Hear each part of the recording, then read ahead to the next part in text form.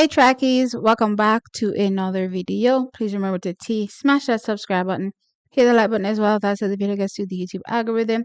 Share the video if you care. I hope you care, so share. And yes, please sound off in the comment section below. So we have a number of Jamaican athletes that are competing today or were competing today at two meetings. So we had the Spitzen Luzerne meeting that came up earlier on, and I want to dive into some of the results. Now, I want to dive into first the men's 200 meters, because in that event we had an athlete, Christopher Taylor, that was trying to attain the qualification standard for the World Championships in the 200 meters.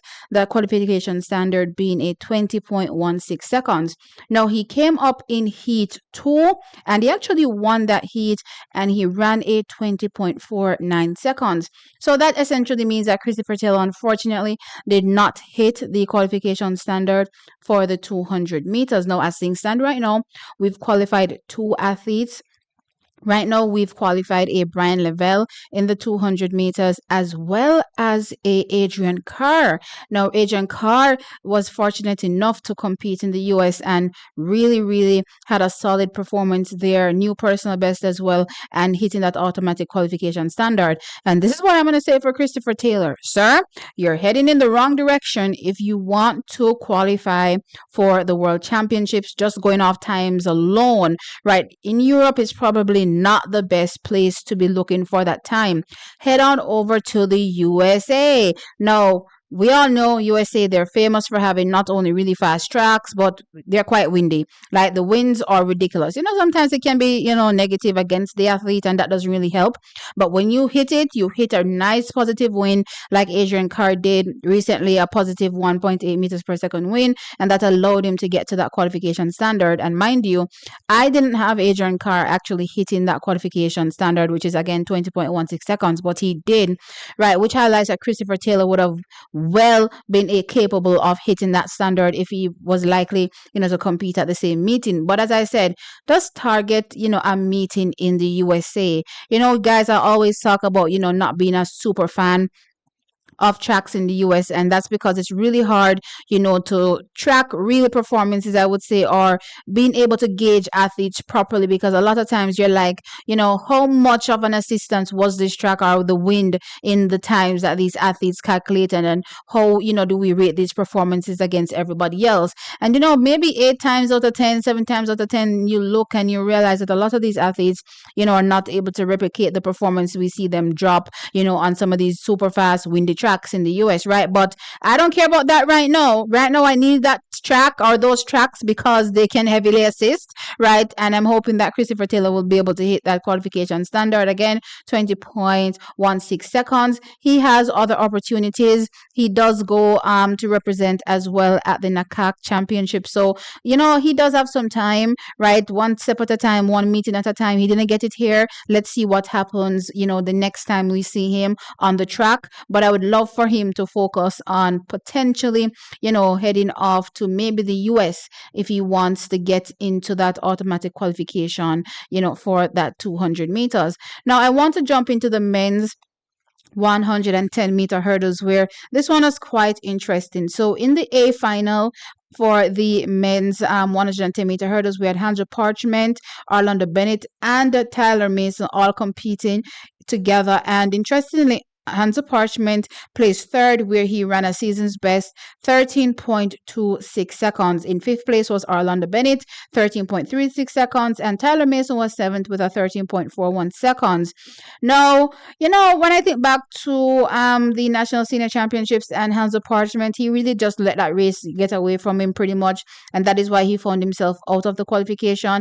I just thought it was just a bad race, the wrong time to have a bad race, and that was just a bad race for him. And unfortunately didn't finish in top 3 for the men's 110 meter hurdles, and really sitting on the outside looking in, as it relates to potentially representing Jamaica at the World Championships, unless he can go to the Diamond League and win there. And it's not really looking likely, given again the type of performances that we're seeing so far from him in 2025. That being said, there's always an opportunity, so let's see how that goes.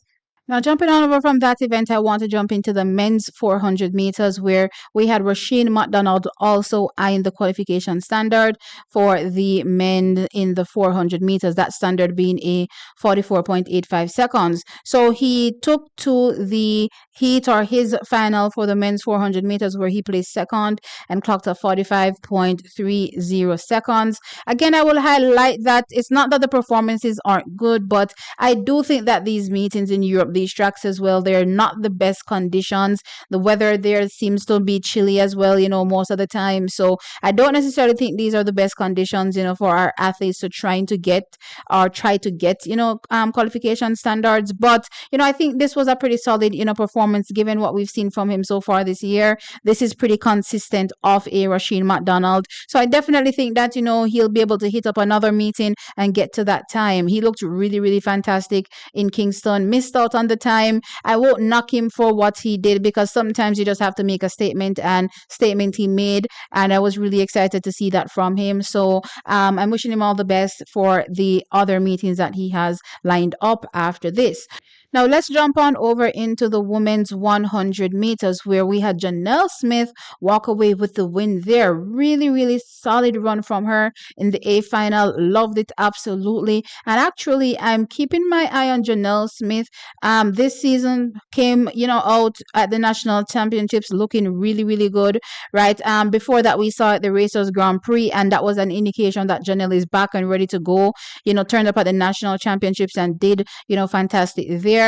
I'm actually eyeing a personal best for her. Honestly, by the time we get to the knockout championships, I know she's heading off. She'll be representing one of two, athletes that we'll be sending. She will be going, and I definitely think that we could see a personal best from her, given the conditions, because, sometimes we don't get great conditions. So I'm hoping that there are great conditions, but I definitely think that she's on pace to run a new personal best this season. So great going for Janelle Smith. Cameron Nelson was in the race and she ran at 11.36 seconds and she was fifth. Now, we also did have Kemba Nelson take part in the women's 200 meters as well. Now, she was actually in the third heat, which is the A heat, and she was seventh overall, right, where she clocked a time of 23.43 seconds. So seventh in heat 3, right, but eighth overall, right, based on standings. Yeah, so that's how she placed in the women's 200 meters, right. Definitely think that Kimber Nelson definitely needs a change. I'm not sure what's happening because she said she has been putting in the work. I do see her tweets on Twitter, from time to time, and I can sense her frustration as well, right. But I just want her to keep working, keep working, keep working. Maybe, that silver line is right around the corner where she will have a breakthrough. You can never tell, but I just don't want her to give up thinking that, hey, she's tried it all and it's just not working, right? Now, let's jump into the women's 100-meter hurdles. This one is also exciting. We had representing here Kerrica Hill. It's so funny when I think about Kerrica Hill and watching her this season and watching her at the national championships. I believe she was fourth at the national championships, if I'm not mistaken, fourth or fifth at the national championships track is. And here she clocks a new personal best 12.54 seconds at the national senior championships. I believe she clocked 12.6, right? So just improving. And I remember doing a video some years ago when I talked about, the women's 100-meter hurdles potentially going into new realms. And that new realm for me was sub 12, especially after watching Toby Amusan, clock that 12.12 seconds, for that world record in the women's 100-meter hurdles. And I definitely thought, given Kerrica Hill's foot speed, from a 16-year-old, you would say her clocking 11.16 seconds, so much more room for improvement from a speed perspective. And she's an immaculate hurdler. And when I think about, all these things coming together with this young lady, definitely think that she can usher in a new generation. She's suffered, a few years since going pro, injury after injury after injury setback, but she's back and she's back crazy. So I'm excited to see, how she closes out 2025 and how she builds on that, because I remember, especially looking at her in 2024, I was like, look here, if this girl has, a good season, she's going to make, some girls cry on that senior team. So great seeing her come back so strong. And guess guess what? She's going to be building from here on out, and we're excited to see it. Jamaica's 100-meter hurdles women, listen, right now is an absolute power team. I'm liking what I am seeing. Now let's jump on over into the women's 800 meters, where we had Natalia Gould representing in the women's 800 meters in heat 2. She was third overall, where she clocked a 1 minute 59.80 seconds. We also had Adele Tracy, representing same heat 2. She was seventh in heat 2 and seventh overall, where she clocked a 2 minutes 00.42 seconds. So that's what happened in the women's 800 meters. All right, so trackies, we're going to jump on over from the Luzerne meeting, and we're going to go into the Grand Prix Brescia, right? I hope I pronounced that properly. Now let's jump into the men's 400 meters. We had Zanjian Barnes competing there for the men, and he clocked a 46.11 seconds to be seventh in the men's 400 meter finals. Now jumping over from the men's 400 meters, I want to jump into the women's 200 meters, where we had Brianna Williams competing there, and in this race Brianna clocked a 23.73 seconds, where she was sixth in the race. Now interestingly, Brianna had a pretty solid 150, I would say, where she was leading, but I'm not sure what happened in that final 50 of the race. Part of me is kind of wondering if she picked up an injury or something happened to her 2 weeks out from the national senior championships, where the kind of performances, especially her final phases in the race, were really looking strong, and no, we're not seeing that. So it seems as though something happened, not sure, but of course we're in her corner and we're wishing her all the best as she continues to compete, representing Jamaica, representing herself, and we look forward to seeing how she continues to round out her 2025. Now we're going to jump over into the women's 100 meters, where we had Crystal Slowly competing there, and Crystal Slowly was fourth in the race, and she clocked at 11.17 seconds.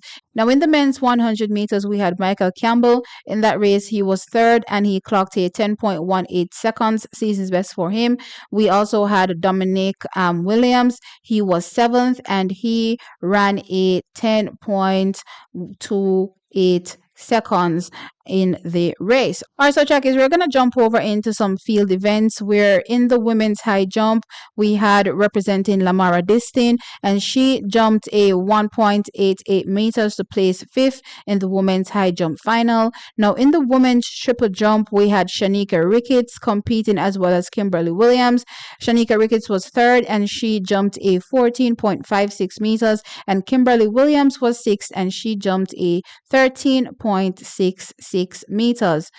All right, so trackies, that is it. That will be the wrap up for the meetings that had Jamaican participation. We know what happened, the results there. The athletes that unfortunately did not hit the qualification standard, and the fact that they are going to need to hit up other meetings to try to attain those standards. But I definitely thought overall strong competition from our athletes. Let me know your thoughts in the comment section below. Like the video and subscribe to the channel. I'll catch you in the next one.